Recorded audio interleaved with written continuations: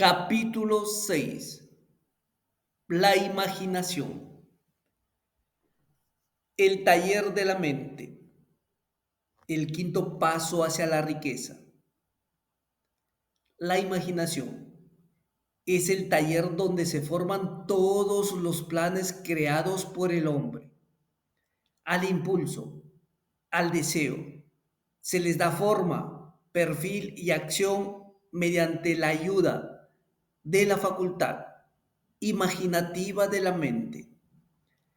Se ha dicho que el hombre es capaz de crear cualquier cosa que pueda imaginar mediante la ayuda de su facultad imaginativa. El hombre ha descubierto y dominado más fuerzas de la naturaleza durante los últimos 50 años que durante la historia de todo el género humano anterior a esos 50 años. Ha conquistado el espacio aéreo tan cabalmente que los pájaros resultan pobres competidores. Ha analizado y pesado el Sol a una distancia de millones de kilómetros y ha determinado por medio de la ayuda de la imaginación los elementos que lo componen. Ha aumentado la velocidad de locomoción hasta poder viajar a velocidades de más de 1000 kilómetros por hora. La única limitación del hombre dentro de lo que es razonable es el grado de desarrollo de su imaginación y el uso que haga de ella. Todavía no ha alcanzado la cúspide del desarrollo y del uso de su facultad imaginativa. Apenas ha descubierto que la tiene y tan solo ha comenzado a usarla de una manera muy elemental. Dos formas de imaginación. La facultad imaginativa funciona de dos maneras. Una se conoce con el nombre de imaginación sintética y la otra como la imaginación creativa. La imaginación sintética. Por medio de esta facultad, uno puede compaginar viejos conceptos, ideas o planes en nuevas combinaciones. Esta facultad no crea, funciona con el material de la experiencia, la educación y la observación con que se la alimenta. Es la facultad que más usa el inventor, con la excepción del genio, que recurre a la imaginación creativa cuando no puede resolver su problema mediante la imaginación sintética. La imaginación creativa. A través de la facultad de la imaginación creativa, la mente finita del hombre tiene comunicación directa con la inteligencia infinita. Es la facultad mediante la cual se reciben los presentimientos y las inspiraciones. Por medio de esta facultad, un individuo puede sintonizarse o comunicarse con el subconsciente de otros hombres. La imaginación creativa funciona de forma automática, de la manera que se describe en páginas siguientes.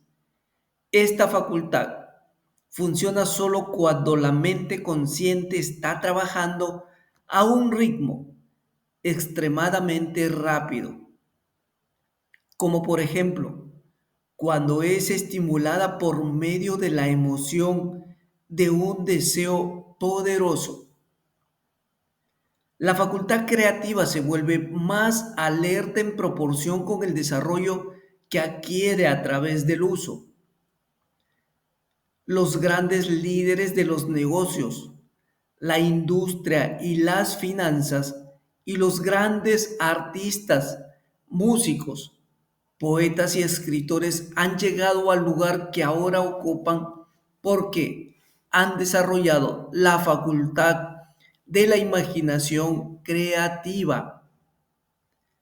Tanto la imaginación creativa como la sintética se agudizan cada vez más por el uso de la misma forma que lo hace cualquier músculo u órgano del cuerpo. El deseo es solo un pensamiento, un impulso, es nebuloso y efímero, es abstracto y no tiene valor hasta que se ha transformado en su contrapartida física. Si bien la imaginación sintética es la que se usará con más frecuencia en el proceso de transformar el impulso del deseo en dinero, usted debe tener presente el hecho de que puede afrontar circunstancias y situaciones que exijan el empleo de la imaginación creativa. Ejercite su imaginación. Su facultad imaginativa puede haberse debilitado a causa de la falta de actividad. Se la puede revivir y estimular mediante el uso. Esta facultad no muere, aunque puede llegar a la inactividad total por falta de uso. Por el momento, centre su atención en el desarrollo de la imaginación sintética, ya que esta facultad que usted usará más a menudo en el proceso de convertir el deseo en dinero. La transformación del impulso intangible del deseo en una realidad tangible. El dinero exige el uso de un plan o más. Este plan debe realizarse con la ayuda de la imaginación y sobre todo con la facultad sintética. Léase todo el libro y luego vuelva a este capítulo y empiece enseguida a poner a trabajar la imaginación en la construcción de un plan o planes para la transformación de su deseo en dinero. Casi en cada capítulo se ha dado detalladas instrucciones para elaborarlos. Siga las instrucciones que mejor se ajusten a sus necesidades. Ponga su plan por escrito. Si todavía no lo ha hecho, en el momento en que complete eso, habrá dado forma definitiva y concreta a un deseo intangible. Lea una vez más el enunciado anterior. Léalo en voz alta muy lentamente y a medida que lo hace, recuerde que en el momento en que reduce la afirmación de su deseo y planifica su realización sobre un papel, ha dado el primero de una serie de pasos que le permitirán convertir ese pensamiento en su contrapartida física. Las leyes que conducen a la fortuna.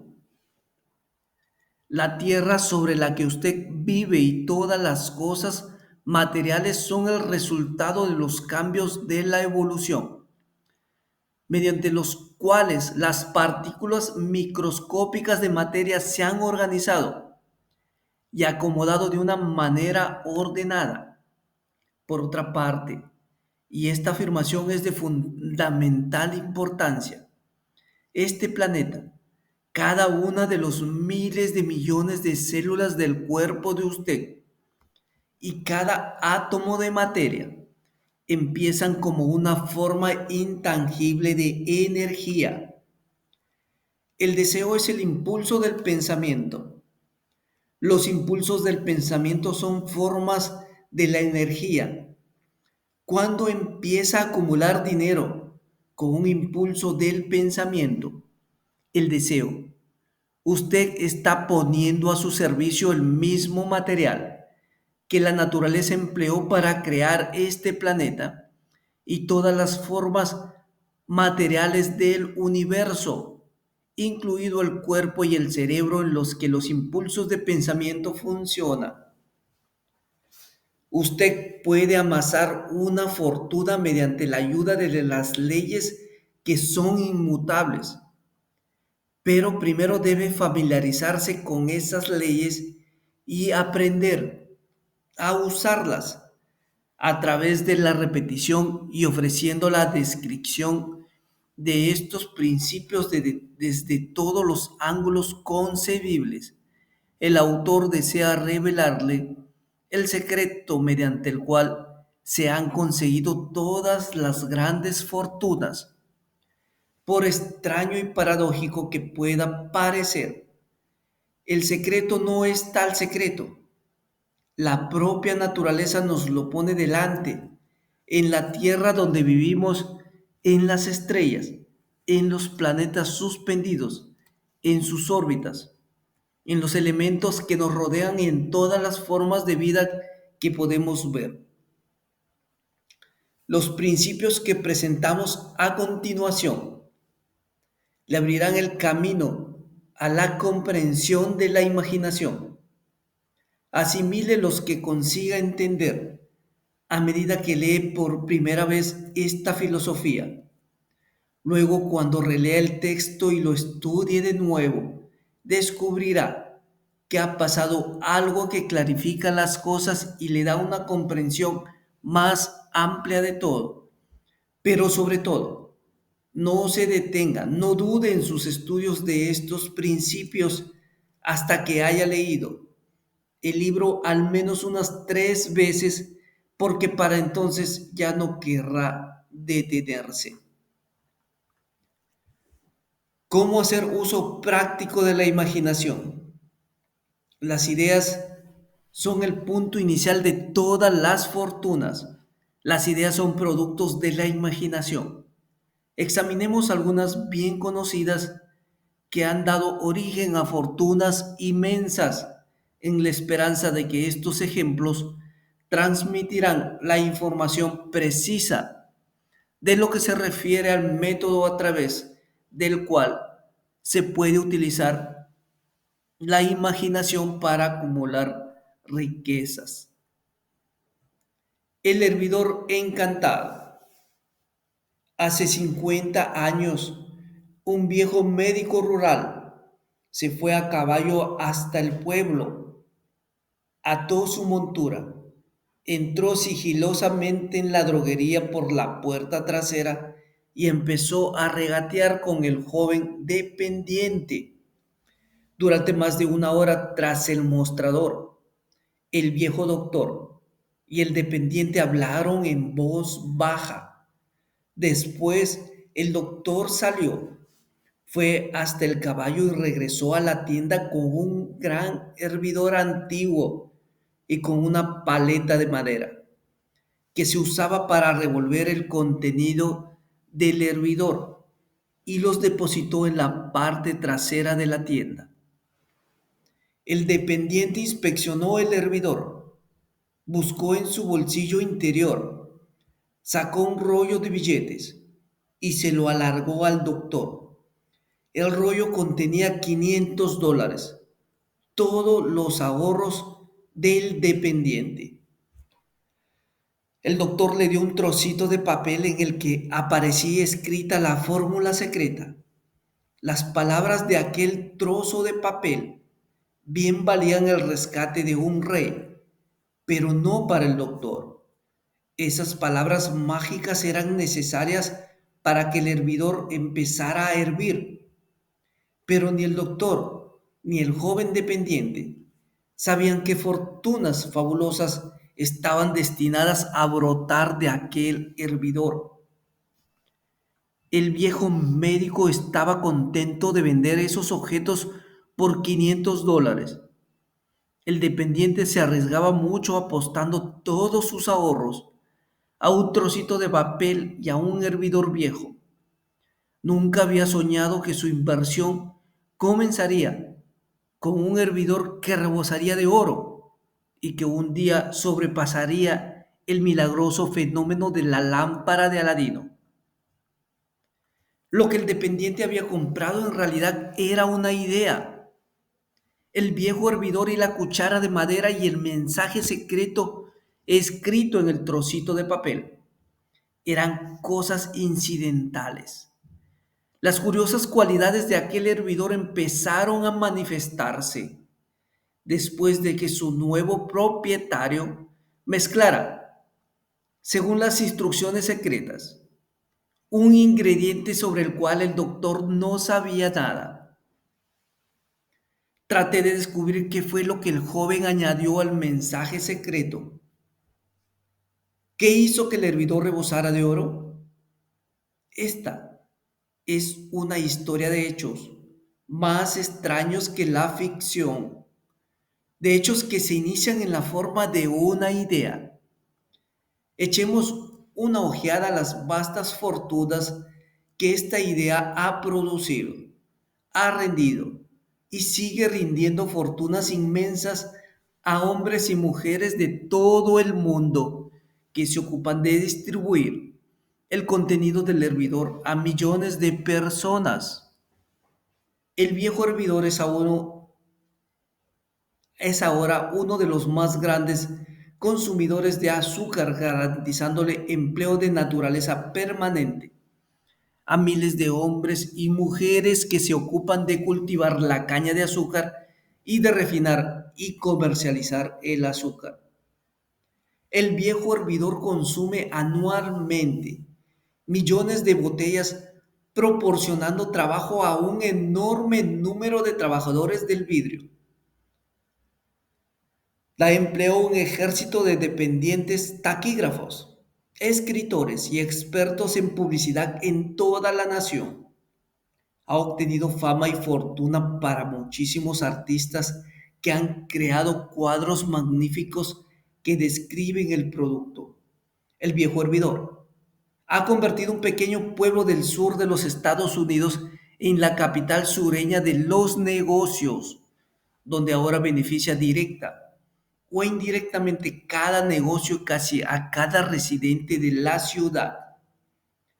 La influencia de esta idea beneficia ahora a todas las ciudades civilizadas del mundo, vertiendo un flujo continuo de oro para todo aquel que la toca. El oro del hervidor construye y mantiene una de las universidades más importantes del sur de los Estados Unidos, donde millares de personas reciben el entrenamiento esencial para el éxito. Si el producto de este viejo hervidor de bronce pudiera hablar, nos contaría escalofriantes historias de novela en todos los idiomas, novelas de amor, novelas de negocios, novelas de hombres y mujeres profesionales que se ven estimulados a diarios por ese producto.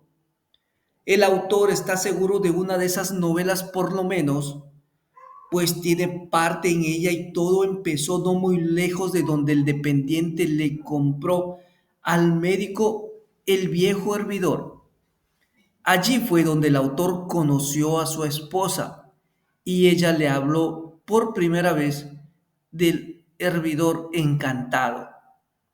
Era el producto de aquel hervidor, lo que estaban bebiendo cuando él le pidió que lo aceptase en matrimonio.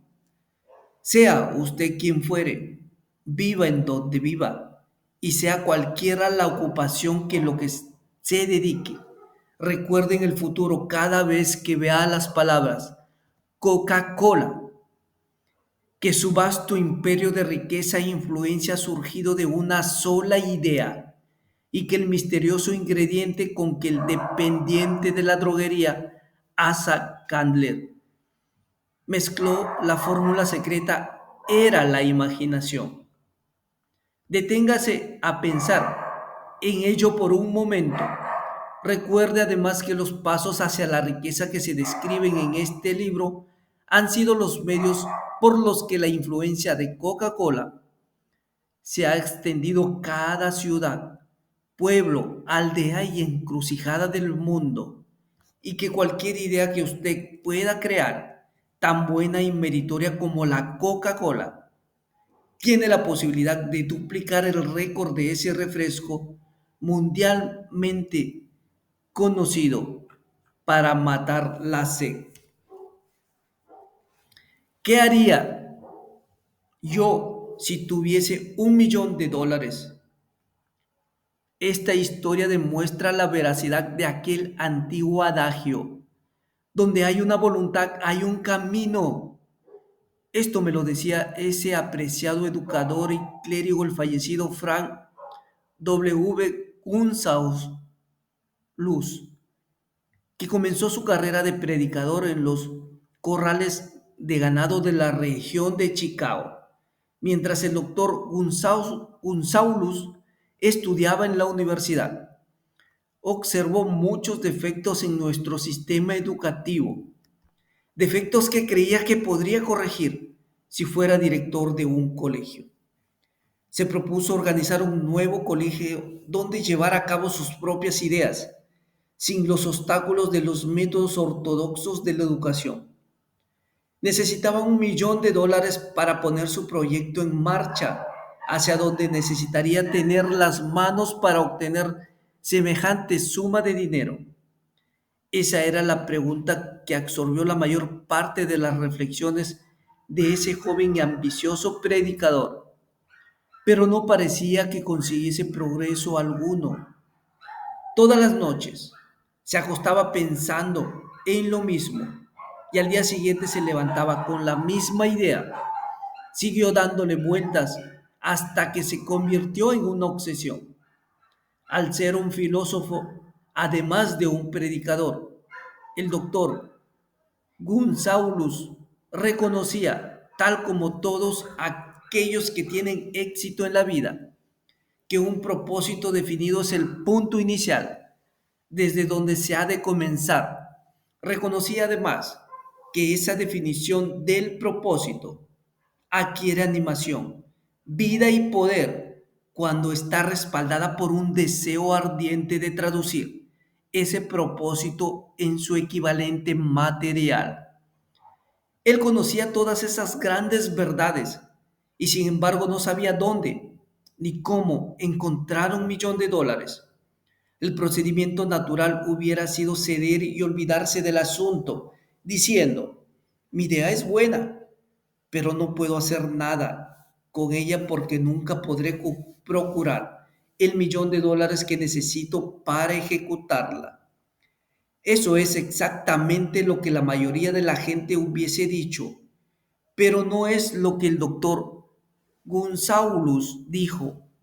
Lo que dijo e hizo son cosas tan importantes que ahora se lo presentó al lector para que él mismo sea quien lo explique. Un sábado por la mañana me senté en mi habitación pensando maneras de conseguir el dinero necesario para llevar a cabo mis planes. Durante casi 2 años había estado pensando, pero no había hecho otra cosa que pensar. Había llegado el momento de la acción. En aquel momento decidí que reuniría ese $1 millón en el plazo de una semana. ¿Cómo? Eso no me preocupaba. Lo más importante era la decisión de conseguirlo en un plazo determinado. Y quiero destacar que en el instante en que alcancé esa decisión, una extraña sensación de seguridad se apoderó de mí, de una manera que jamás había experimentado. Algo en mi interior parecía decir: ¿por qué no has tomado esa decisión antes? Ese dinero te ha estado esperando todo este tiempo. Los acontecimientos se precipitaron. Llamé a los periódicos y anuncié que a la mañana siguiente pronunciaría un sermón titulado ¿Qué haría si tuviese $1 millón? Me puse a trabajar de inmediato en el sermón, pero debo decir con franqueza que la tarea no era difícil, porque había estado preparándolo durante casi 2 años. Mucho antes de la medianoche lo había terminado. Me fui a la cama y me dormí con un sentimiento de confianza porque podía verme a mí mismo en posesión del $1 millón. A la mañana siguiente me levanté temprano, Me metí en el baño, leí el sermón y me arrodillé para pedir que mi sermón despertara la atención de alguien que me proporcionase el dinero que necesitaba. Mientras estaba rezando, volví a sentir la seguridad de que el dinero estaba a punto de aparecer en mi excitación. Salí sin el sermón y no descubrí mi descuido hasta que estuve en el púlpito, dispuesto a leerlo. Era demasiado tarde para volver por mis notas y fue una suerte que no pudiese hacerlo. En vez de las notas, mi propio subconsciente me proporcionó el material que necesitaba. Cuando me puse de pie para pronunciar mi sermón, cerré los ojos y hablé con todo el corazón y el alma de mis sueños. No solo hablé para mi audiencia, también me dirigí a Dios. Dije lo que haría con $1.000.000 si alguien me pusiera esa suma en las manos. Describí el plan que había ideado para organizar una gran institución emocional, educacional, en la que la gente joven aprendería a hacer cosas prácticas al mismo tiempo que desarrollaban sus mentes. Cuando terminé y me senté, un hombre se levantó lentamente de su asiento a unas 3 filas de los asientos traseros y se acercó al púlpito. Me pregunté qué pensaría hacer. Entró en el púlpito, me tendió la mano y me dijo: Reverendo, su sermón me ha gustado. Creo que puede hacer todo lo que usted ha dicho que haría si tuviera $1.000.000 para demostrarle que creo en usted y en su sermón. Si viene a mi oficina mañana por la mañana, le daré el $1.000.000. Me llamo Philip D. Armour. El joven González acudió a la oficina del señor Armour y le dieron el $1.000.000. Con ese dinero fundó el Armour Institute of Technology, que en la actualidad se conoce como Illinois Institute of Technology. El $1.000.000 necesario surgió como resultado de una idea. Detrás de esa idea estaba el deseo que el joven González había abrigado en su interior durante casi 2 años. Observe este importante hecho. Consiguió el dinero al cabo de 36 horas de haber alcanzado la decisión definitiva de obtenerlo y de decidir un plan definido para ello. No había nada nuevo ni peculiar en la vaga idea del joven González en lo que se refería al $1.000.000 y en sus débiles deseos de conseguirlo. Otros antes que él y muchos más desde entonces han tenido pensamientos similares, pero hubo algo muy especial y diferente en cuanto a la decisión que alcanzó aquel sábado memorable cuando dejó de lado toda indecisión y se dijo convencido: conseguiré ese dinero en el plazo de una semana. Además, el principio por el cual el doctor González obtuvo el $1.000.000 todavía tiene vigencia, está a su disposición. La ley universal funciona hoy con tanta eficacia como cuando el joven predicador la empleó de manera tan exitosa. ¿Cómo transmutar ideas en dinero? Observe que Asa Candler y el doctor Frank González tenían una característica en común. Ambos conocían la sorprendente verdad de que las ideas se pueden transmutar en dinero por medio del poder de un propósito definido y de unos planes concretos. Si usted es de los que creen que el trabajo duro y la honradez por sí solos le proporcionarán riqueza, está muy equivocado. La riqueza, cuando aparece en grandes cantidades, nunca es solo como resultado del trabajo duro. Cuando aparece la riqueza, es el resultado de exigencias definidas, basadas en la aplicación de planes definidos y nunca se debe a la suerte ni al azar. Una idea es un impulso de pensamiento que incita a la acción por medio de un llamamiento a la imaginación. Todos los vendedores expertos saben que cuando las mercaderías no se pueden vender, las ideas sí. Los vendedores ordinarios lo ignoran y precisamente por eso son ordinarios. Un editor de libros baratos hizo un descubrimiento de gran valor para todos los editores en general. Aprendió que mucha gente compra el título y no el contenido de los libros por el solo hecho de cambiar el título a un libro que no se vendía. Sus ventas aumentaron en más de 1 millón de ejemplares. Las tripas, como es llamada en la jerga de los editores, la parte que queda entre las cubiertas, no habían cambiado. Se limitaron a arrancar las cubiertas en que figuraba el título que no se vendía, para aplicar los ejemplares una cubierta nueva con un título que tenía un valor más taquillero.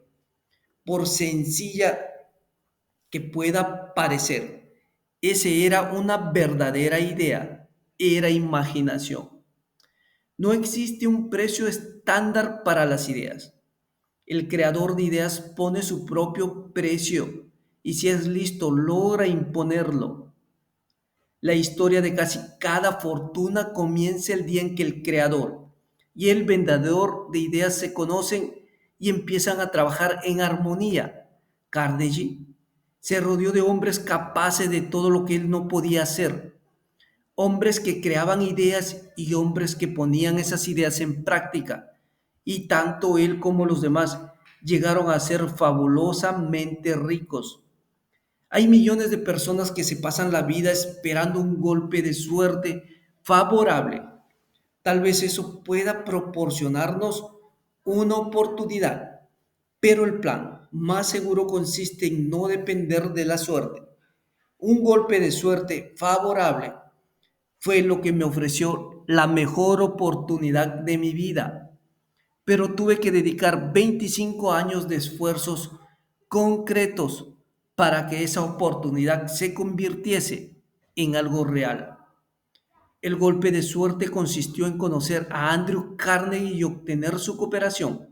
En aquella ocasión, Carnegie me sugirió la idea de organizar los principios de los logros y los triunfos en una filosofía del éxito. Miles de personas han aprovechado los descubrimientos que se han hecho durante estos últimos 25 años de investigación y se han acumulado varias fortunas mediante la aplicación de esta filosofía. El comienzo fue sencillo. Era una idea que cualquiera hubiera podido poner en práctica. El golpe de suerte favorable surgió como Carnegie.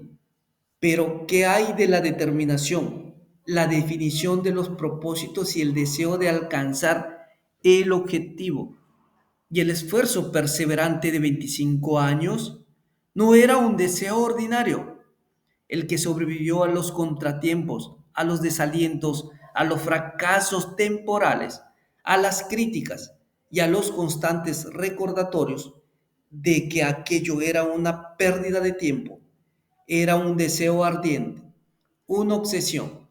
Cuando Carnegie me sugirió la idea por primera vez, fue alimentada, alentada y abrigada para mantenerla viva. Gradualmente la idea llegó a ser gigante por su propio poder y entonces me alimentó, me alentó y me condujo. Las ideas son así. Primero nosotros les damos vida, acción y orientación, y luego ellas adquieren su propio poder y arrasan con cualquier tipo de oposición. Las ideas son fuerzas intangibles, pero tienen más poder que el cerebro físico en donde nacen. Tienen el poder de seguir viviendo aún después de que el cerebro que las ha creado haya regresado al polvo.